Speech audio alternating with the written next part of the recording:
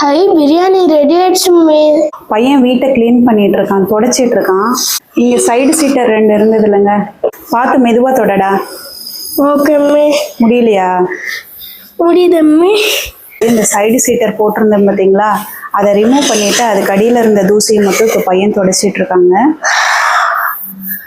துணியை மறுபடியும் அலசிட்டு வந்து இன்னொரு தடவை தொடச்சிடுறேன். ஓகேம்மா.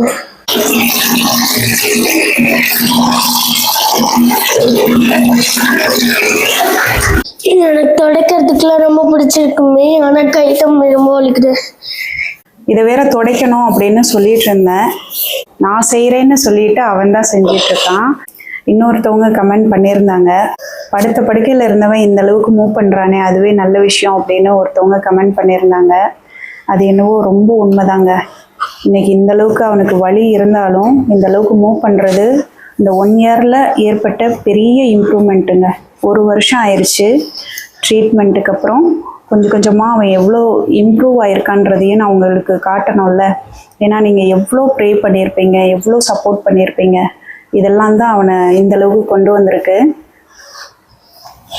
எவ்வளோ அழகாக க்ளீனாக துடைச்சிருக்கான்னு பாருங்கள். சூப்பராக துடைச்சிட்டாங்கல்ல. அவ்வளோதான், போதும். கிச்சன் கூட துடைக்கமே. கிச்சனில் துடைக்க போறியா?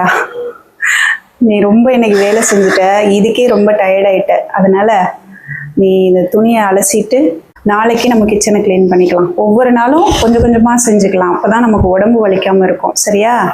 ஓகேம்மே. போதும், நல்லா நீட்டாக தான் இருக்குது. நீட்டாக தான் க்ளீன் பண்ணியிருக்க. போதும்டா. நாளைக்கு நான் கிச்சனை க்ளீன் பண்ணுறேம்மே. நீயே பண்ணுறியா? ஓகேம்மே. உங்களுக்காக நான் எதுவுமே செய்ய முடியல, இதை கூட செய்ய மாட்டேனம்மே. இன்னைக்கு நம்ம என்ன செய்ய போறோம்னு தெரியுமா? இன்னைக்கு நம்ம பிரியாணி செய்ய போறோம். ஸோ நீங்க ஃபுல்லா வீடியோவை பார்த்து எனக்காக லைக் பண்ணிக்கோங்க, ஸ்கிப் பண்ணிடாதீங்க ப்ளீஸ். அடுப்பு ஆன் பண்ணிக்கோ. ஓகேம்மே. கடாய் வச்சுக்கிறோம்மே. இந்த சோம்பு போட்டுக்கலாம்மே. டக்குன்னு சூடு கம்மி பண்ணிடு. ஓகேம்மே.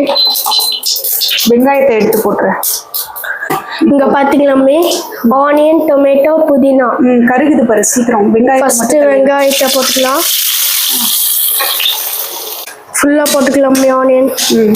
இப்போ நல்லா கிண்டிக்கலாம். இது சண்டே எடுக்கிற வீடியோங்க. பசங்களுக்கு ஏதாவது நல்ல சாப்பாடு கொடுக்கணும் அப்படின்றதுக்காக தான் இந்த பிரியாணி செய்கிறோம். இது என்ன பிரியாணின்றதை இப்போ நீங்கள் பார்ப்பீங்க. உனக்கு ரொம்ப சந்தோஷமா இருக்கு போல. ஆமாம்மே, எனக்கு ரொம்ப சந்தோஷமா இருக்குமே. எனக்காக லைக் பண்ணிக்கோங்க ப்ளீஸ். சேமியா கிண்டுறதை பற்றி நீங்கள் சொல்லியிருந்தீங்க. அதில் நாங்கள் செஞ்சிருந்த மைனஸை வந்து நீங்கள் சொல்லியிருந்தீங்க. எல்லாரும் ஒரே மாதிரி கமெண்ட் பண்ணியிருந்தீங்களா? அதை பார்த்ததுக்கு அப்புறம் தான் தெரிஞ்சது நமக்கு இந்த விஷயம் தெரியவே இல்லையே அப்படின்னு. உங்கள் எல்லாருக்குமே ரொம்ப ரொம்ப நன்றி. நீங்கள் சொன்னதை வச்சு தான் எனக்கு இதில் இப்படி ஒரு விஷயம் இருக்குது, ராகி சேமியாவை இப்படி தான் செய்யணுன்றதே தெரிஞ்சுது. இனிமேல் நான் அதை கரெக்ட் பண்ணிக்கிறேங்க. அது நிறைய பேருக்கு யூஸ் ஆகிருக்கும் நீங்கள் பண்ண கமெண்ட்டு. ரொம்ப நன்றி உங்கள் எல்லாருக்குமே. நான் நீங்கள் சொன்ன மாதிரியே ஒரு தடவை கண்டிப்பாக நான் ட்ரை பண்ணி பார்த்துட்டு சொல்கிறேங்க. லாஸ்ட்டாக நீங்கள் பார்ப்பீங்க இது என்ன பிரியாணின்னு. என் பையன் வீடியோவில் பேசுகிறதுக்கு ட்ரை பண்ணுறாங்க. எங்கள் அம்மா என்னை கஷ்டப்படுத்தி எந்த வேலையும் செய்ய சொல்ல ஆண்டி. நான் இஷ்டப்பட்டு தான் ஆண்டி எல்லாமே செய்கிறேன். எங்கள் அம்மா பாவம் ரொம்ப கஷ்டப்படுறாங்க ஆண்டி. அவங்களுக்கு கொஞ்சம் சப்போர்ட் பண்ணணும் தான் இதெல்லாம் நான் செய்கிறேன் ஆண்டி. இதில் இருக்கிற விஷயத்த பாருங்கள். என் பையன் இதில் கை வச்சிருக்கான், கை வச்சு பிடிச்சிருக்கான். ஆனால் சுடவே இல்லைங்க, கொஞ்சம் கூட சுடவே இல்லை. பாருங்களேன், பாருங்க, சூடே இல்லை. இங்கேயுமே சுடவே இல்லைங்க. நான் இதுக்கு முன்னாலெல்லாம் என்ன நினச்சேன்னா, இது சுடுன்னு நினச்சி இந்த பக்கம் துணியை வந்து பையனை பிடிச்சிக்க சொல்லுவேன். ஆனால் அதுக்கப்புறம் இவன் என்னடா கையை வந்து சூடாக இருக்குது, இவன் பாட்டுக்கு பிடிச்சிருக்கானே அப்படின்னு ஒரு தடவை செக் பண்ணி பார்க்குறப்ப தான் இதில் சூடே தெரியலைங்க. இது பாருங்க, சூடே தெரியல கொஞ்சம் கூட. இப்போ நம்ம புதினா போட்டுக்கலாமே. இதில் கொத்தமல்லியும் புதினாவும் சேர்ந்து தான் இருக்குது, அதனால நம்ம 2ஐயும் சேர்த்து போட்டுக்கிட்டோம். இது என்னது மம்மி? இது இஞ்சி பூண்டு பேஸ்ட்டை வந்து இடித்து வச்சுருக்கேன், இதையும் அதில் போட்டுக்கோ. Okay mummy. ஃபுல்லாக போட்டுடலாம் மம்மி? போட்டுருவோம். அதில் நல்லா வலிச்சு கிளியராக போட்டுருவோம். கரம் மசாலா, மஞ்சத்தூள், மிளகாய்த்தூள் 3 இருக்குங்க. இதை அப்படியே போட்டுக்கலாம். போட்டுக்கோ. ஃபுல்லாக போட்டுடலாம் மம்மி? போட்டுரு. நல்லா கிண்டிக்கோ. Okay mummy. இந்த பட்டாணியை அதில் போட்டுக்கோ. இந்த மஷ்ரூமையும் அதில் போட்டுக்கோ. Okay mummy. இப்போ எல்லாத்தையும் நல்லா மிக்ஸ் பண்ணி விடு. எவ்வளோ அழகா இருக்குல்ல. இது கொஞ்ச நேரம் வெந்துக்கட்டும். இப்போ அரிசி எடுத்து போட்டுக்கலாம். வீட்டரிசி எடுத்தாச்சு. இப்போ இதை நல்லா கழுவிக்கலாம். இப்போ இந்த அரிசியில் இந்த கிரேவியே சேர்த்துக்கலாங்க. குட்டி டம்ளரில் 6 டம்ளர் அரிசி போட்டேங்க. 12 டம்ளர் அரிசிக்கு ஊற்றினேன் தண்ணி. 2 டம்ளர் இந்த காய்கறிக்காக எக்ஸ்ட்ராவாக ஊற்றி 14 டம்ளர் போட்டிருக்கேங்க தண்ணி. பாருங்க, இவ்வளோதான் டிஸ்டன்ஸ் இருக்கு. கரெக்டாக இருக்குமா? கொஞ்சம் சிம்மில் வச்சு வேக வச்சிடலாம். பிரியாணி வேகிற வரைக்கும் பையனுக்கு இன்னொரு வேலை கொடுத்துட்டேங்க. ஸ்டெம்ஸ் எல்லாம் எடுத்து 100 கவரில் போட்டு வைக்க சொன்னேன். இந்த ஸ்டெம் இருக்கு பார்த்தீங்களா, இது வந்து ஃபோம் ஷீட்டில் செய்கிறது. இந்த ஸ்டெம்மில் நான் உங்களுக்கு ஒரு விஷயம் சொல்கிறேன். பூ வாங்குறவங்களுக்கு இதோட லென்த் வந்து அதிகமாக இருக்குன்னு நினச்சா இந்த இடத்துல ஒரு கட் பண்ணிக்கோங்க. இப்படி இந்த அளவுக்கு கட் பண்ணிட்டு இந்த லென்த்தை யூஸ் பண்ணிக்கோங்க. கட் பண்ணப்போ என்ன ஆகும்னா இந்த பக்கம் ஒயிட்டாக தெரியும். ஏன்னா இதை நம்ம ஃபோம் ஷீட்டில் தான் கலர் சேஞ்ச் பண்ணி செய்கிறோம். அப்போ கட் பண்ணுறீங்கல்ல, கட் பண்ண உடனே இங்கே ஒயிட்டாக தெரியுது பார்த்தீங்களா, இதை தான் பூவோட ஜாயின் பண்ணணும். அப்பதான் இந்த பக்கம் உங்களுக்கு கிரீன் கலர்லயே இருக்கும்.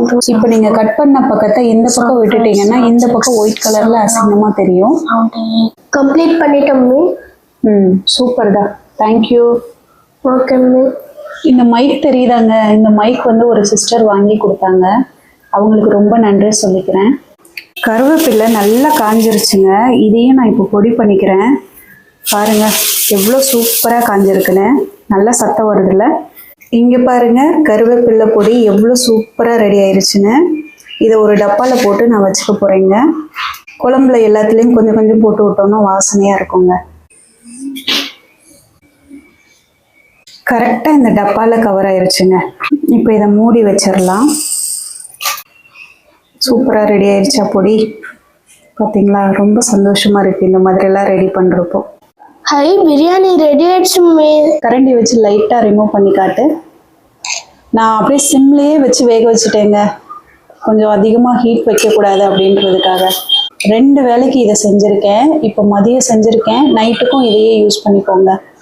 சிந்தாமல் போடு. Okay mummy. வாசனையாக இருக்கா?